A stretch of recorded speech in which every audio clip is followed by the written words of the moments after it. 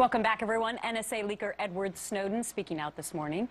He says he remains, quote, free and able to publish information that serves the public interest. But could he be in the middle of the Obama administration's battle against whistleblowers?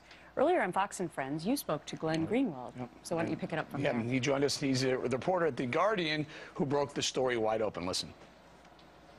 They don't care about Edward Snowden at this point. He can no longer do anything that he hasn't already done. What they care about is making an extremely negative example out of him to intimidate future whistleblowers from coming forward because they'll think that they're going to end up like him. Joining us now, Fox News legal analyst Peter Johnson, Jr. Peter, you watched the interview. Your thoughts? It was an excellent interview. You know, I think Mr. Greenwald has a little bit mixed up. Yeah, I do think the Obama administration, the government, is trying to make an example out of Mr. Snowden because I believe that he broke the law. I believe that he engaged in a violation of the Espionage Act. And so it's appropriate to make an example out of him. The issue becomes, is Mr. Greenwald an advocacy journalist? It appears that he is.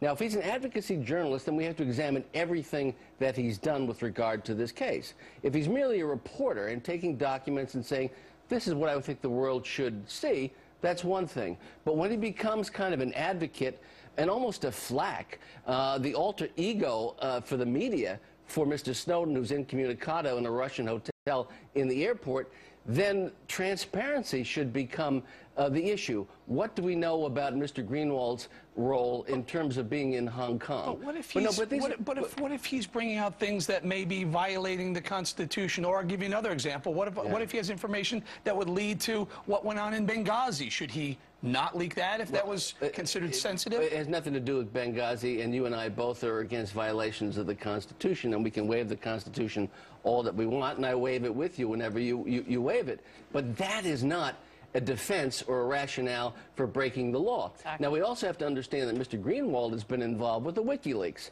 and we have to understand that there is testimony now that Al-Qaeda was relying on the WikiLeaks leak. In fact, there was testimony that Osama bin Laden said, get me the WikiLeaks material for my own use. Which is what so many people were concerned about when this story broke, was how will this affect our national security and our fight against the war on terror. But I need to ask you this before we run out of time. Yeah. There were other news outlets who decided not to publish this information. Sure. So does that make Glenn Greenwald even more of an advocate in your mind? Oh, I think he's an advocate for his particular position, and he articulates it time and time again. It's an anti-government position, that we're all getting screwed over by the government, that they're spying on us, and I think he went beyond the line in some of the things that he was saying. It's not absolutely accurate. There is an obligation for the American press, and he calls himself a part of the American advocacy press.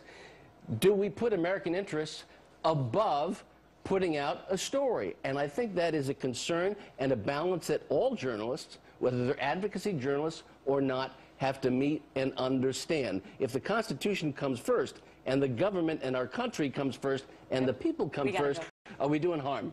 Thanks, Peter. Good to see you.